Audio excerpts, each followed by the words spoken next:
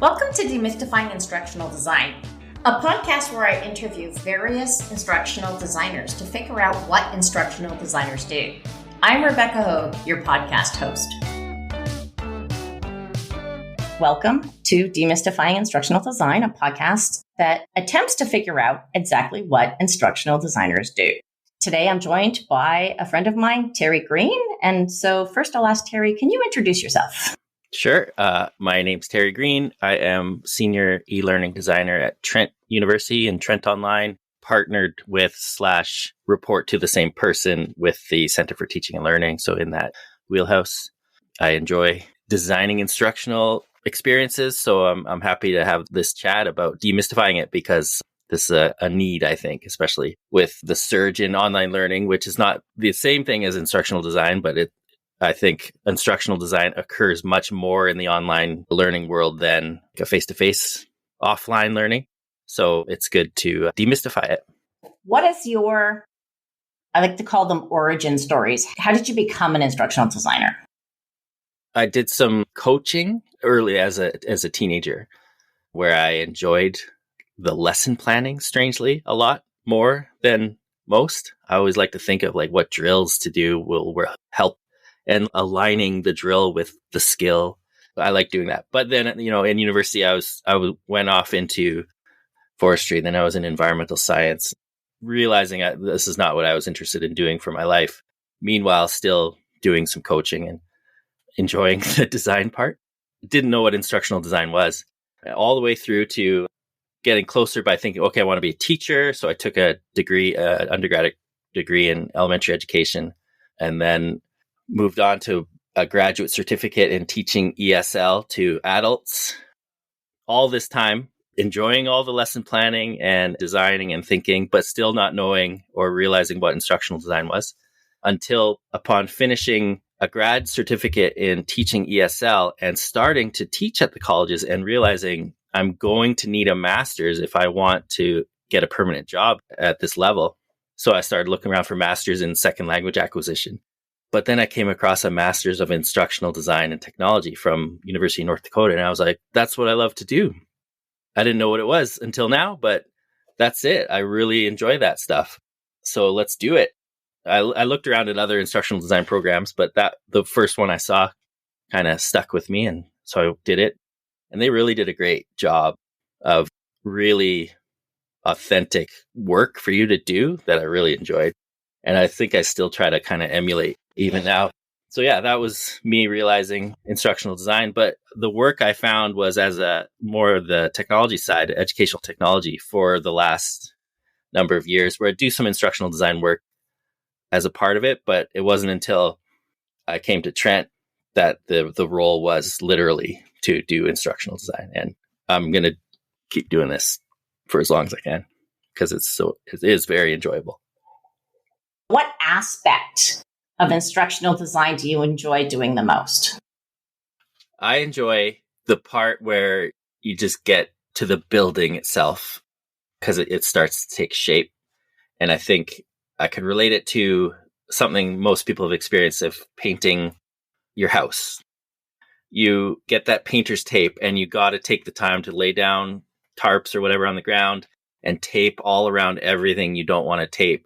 To me, that's like identifying learning objectives and outcomes and wordsmithing those and getting resources and blueprinting the whole course, which is absolutely crucial and fun in itself. But the true fun comes when all that taping is done and you can be more free within the confines to paint away. And that's when you really see and feel the progress. So to me, after all that blueprinting is done and agreed upon, and you get to just take it and build into Blackboard or wherever you're working, whatever you're working in. And it just feels like you're going and you're getting stuff done and you're producing. That feels great.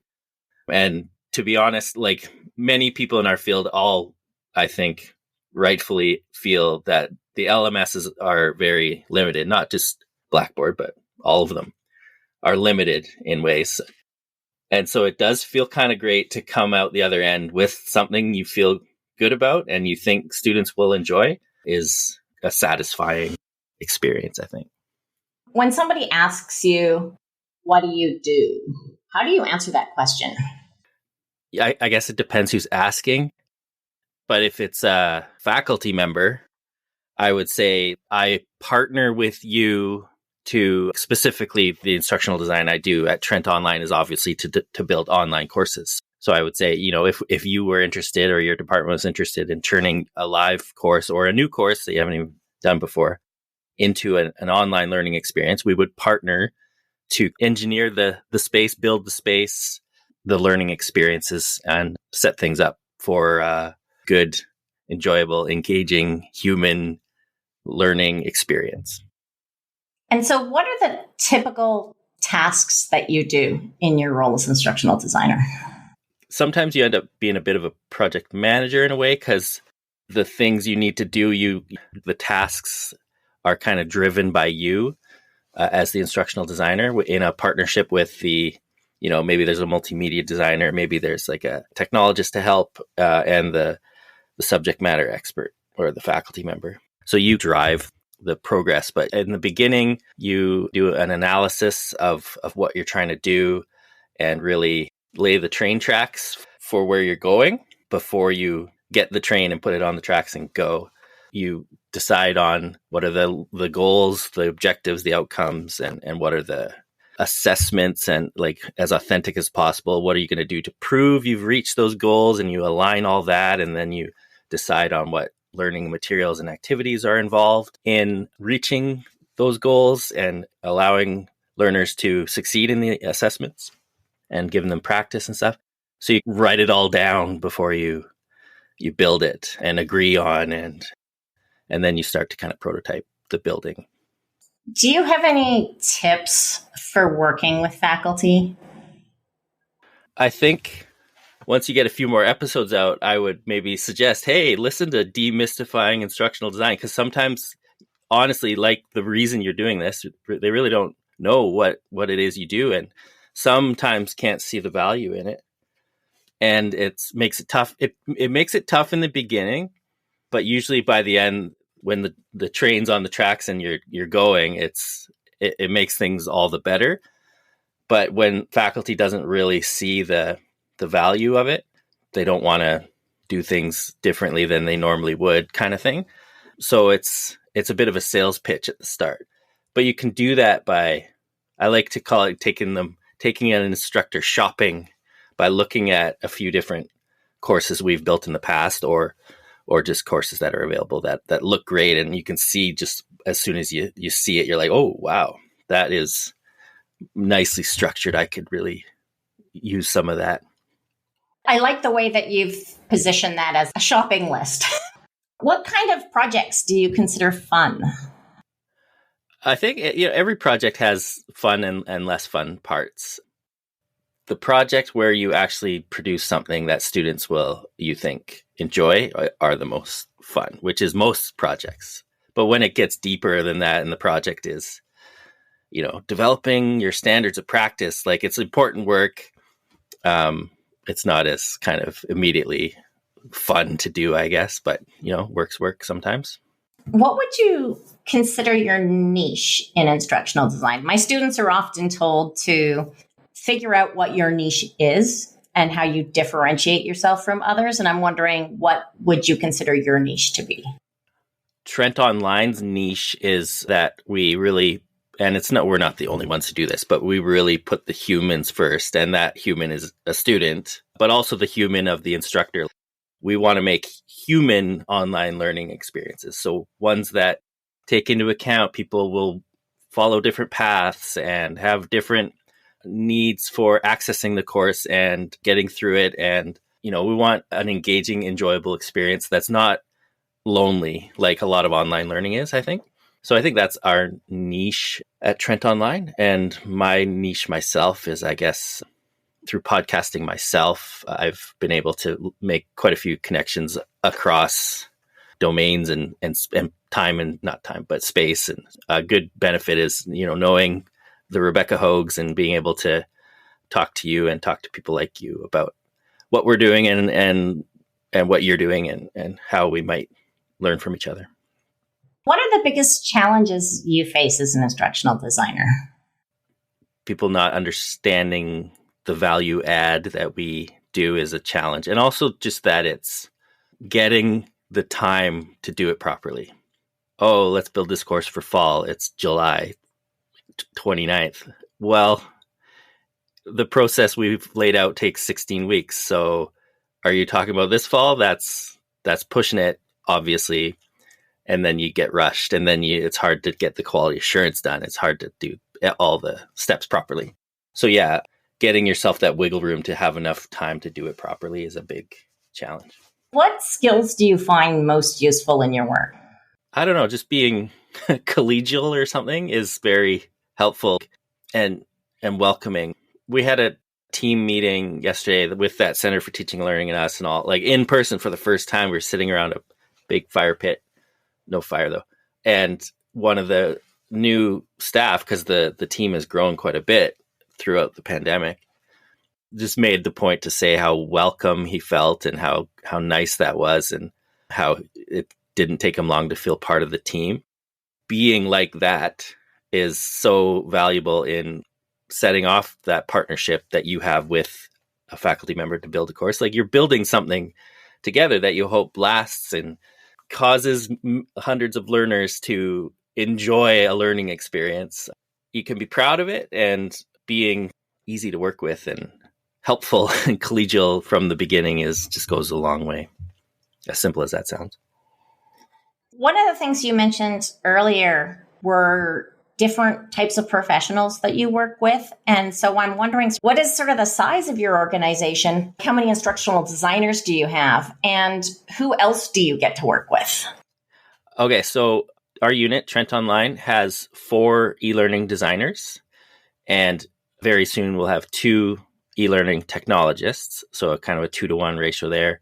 The technologist is always partnered with a designer on a build. So I guess the technologists end up with twice as many projects they're working on than us. Through the recent funding from eCampus Ontario, which was a big funding for the virtual learning strategy across the province, we got some funding to hire a multimedia designer for the duration of the time. So that gives us expertise in creating slicker videos and stuff like that, which is going to be great. It has been great already. What's nice, there's this really great administrative worker who works for both us and the sister department, Center for Teaching and Learning. So she's like the glue that holds us all together, and the boss. And how would you describe the difference between the instructional technologist and the instructional designer? The simplest is that we, with the subject matter expert, the faculty member, bring the pedagogy and the, what are the activities? What are the assessments? What are the modules about? How will they work? And then some of us work differently with technologists. You can actually ask the technologist to take these module templates that we've worked out in Word, take it to Blackboard and build it. For me, I can see things more clearly if I'm building it in Blackboard myself from our templates. And that's where I think I get the best feedback for what the instructor wants to do. So I build myself and then ask the technologist to follow behind with like a early quality assurance look and then fix from there. So you can work with the technologist either way. You mentioned that you use Blackboard. What other tools do you like to use? For me, a big swing and a miss that learning management systems have always had is the lack of student to student interaction and the lack of kind of respect for the work of the student. So yeah, there's like 2 approaches that I think should always have a mix. You know, some of it should be, I'm not even sure how to say it because I've only read the word supplantive. So we give content, we give instruction, we give this. And then there should be generative stuff where the learner adds their experience, their thoughts, their learning to the course.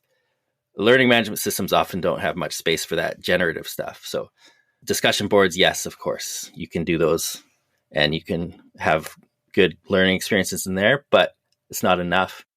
The LMS, I've said this before, but the LMS is like a 10-year-old minivan. It works. It drives you to other places just like other much nicer cars, but it's just a utilitarian thing that takes you. But it can take you to neat places. So use that van to get to you to the place, but don't be afraid to get out at the nice spots by pulling in other web resources or going out into the open web. Or so we use often Padlet, which is like a digital post-it board. Put little post-its here and there and with your thoughts, and everybody can see each other's stuff, which is nice. So that's a good place to give students opportunity to connect and see each other's thoughts. Also, having a Microsoft Teams team or a Slack or a Discord as a like more informal general class chat world that is like separate from Blackboard, the LMS, is sometimes takes off as a good kind of community. It gets tricky because you don't want, within your program, like one course uses Discord, one course uses Teams, one course uses that. That just gets confusing, and probably people will not even use any of them.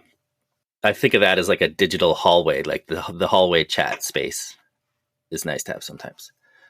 Another thing we use to enhance the kind of interactivity that an LMS provides is H5P, which is allowing learners to interact with content, not each other and not with the instructor, but it's nice to pop in quick little practice activities.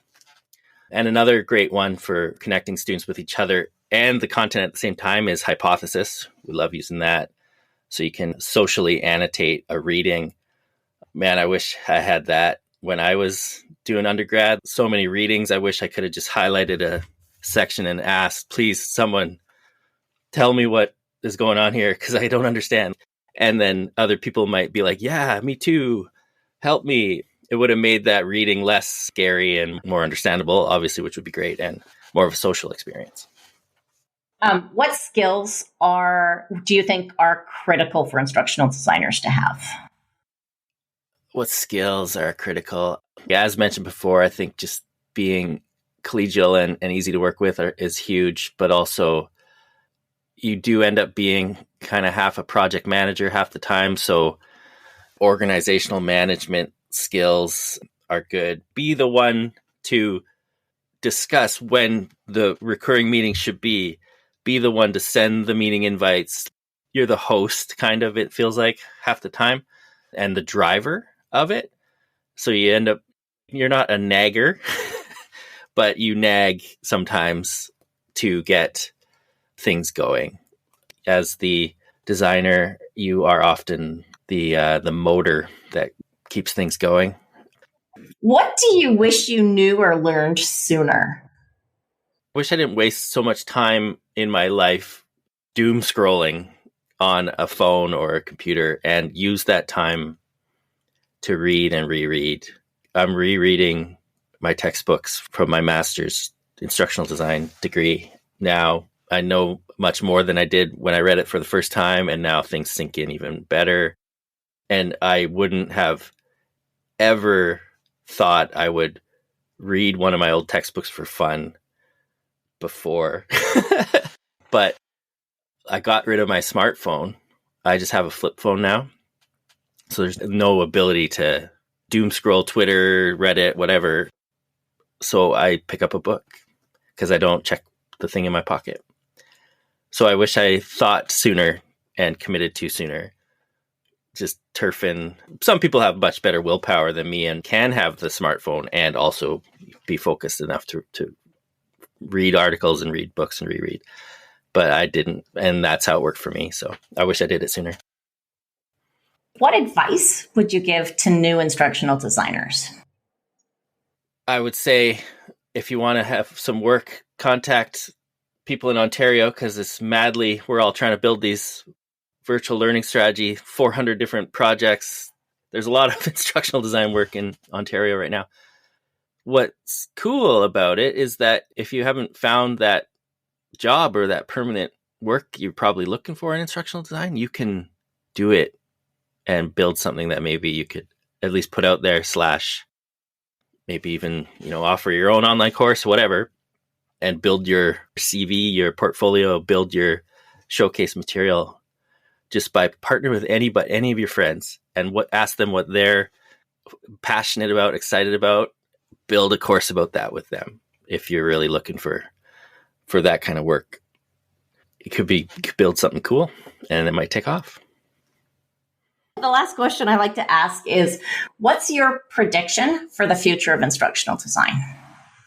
It seems to be completely aligned to online learning now. Not completely, but people think of it almost as the same thing, or that you don't use instructional design so much in face-to-face learning, I guess. I don't know if that will continue to coalesce into people seeing it as almost the same thing or something, which would be not the best, I think. But because of the pandemic, it's been a mad dash of a lot more instructional design going on in the world, I think, whether it's kind of informal / light / we have no time, no resources, but let's do what we can. But there has been a lot more engagement with it. So hopefully it means there's a lot more people seeing it as a thing, like everybody came to instructional design in a circuitous route. No 5-year-old's like, I want to be an instructional designer when I grow up, because nobody knows what it is. But now that more and more people, especially when demystifying instructional design goes viral, will know more about it, and maybe more people will be interested. The field will grow and I hope more and more people see it as creative work, and I hope more and more people see it that way and are drawn to it. You've been listening to Demystifying Instructional Design, a podcast where I interview instructional designers about what they do. For show notes, go to demystifyinginstructionaldesign.com. If you enjoyed this podcast, please subscribe. Thanks.